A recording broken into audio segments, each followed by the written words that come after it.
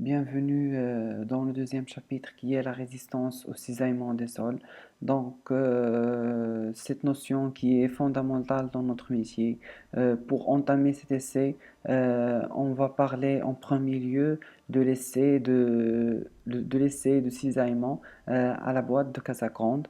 L'échantillon de sol est placé dans la boîte métallique formée de deux parties non solidaires. Non solidaire. Le cisaillement est créé en provoquant un mouvement entre les deux parties. Pour différentes charges verticales appliquées à travers un piston, on cisaille le sol jusqu'à rupture en notant chaque fois l'effort de cisaillement correspondant. On reporte les résultats sur un plan de mort. On a la contrainte de cisaillement en ordonnée et la contrainte normale en abscisse. On obtient une droite qui est inclinée par un angle qui est phi par rapport à l'horizontale et interceptant l'axe tau en C. Ce C-là, on l'appelle la cohésion. Ce phi, on l'appelle l'angle de frottement interne du matériau.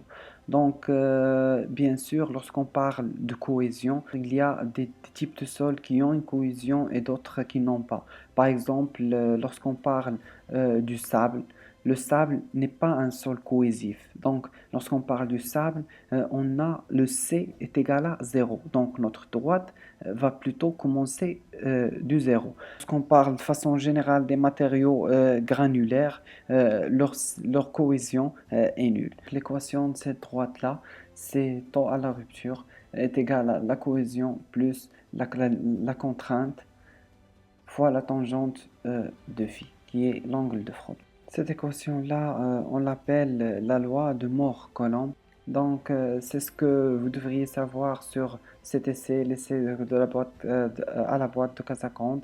C'est un essai qui nous permet de savoir, de connaître la contrainte de cisaillement à la rupture en fonction de la cohésion, du changement des contraintes et l'angle de frottement. Passons à un exercice pour mieux comprendre.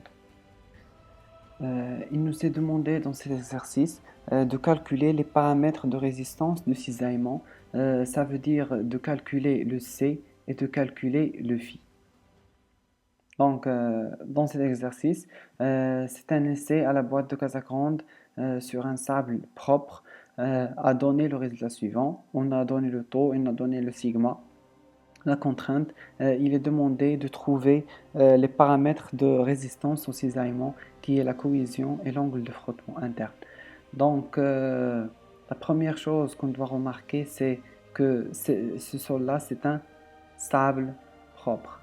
Lorsqu'on parle d'un sable, on parle qu'il n'y a pas de cohésion. C'est la première chose qu'on doit remarquer. Un sable n'est pas un sol cohésif. Donc, le C, c'est égal à 0.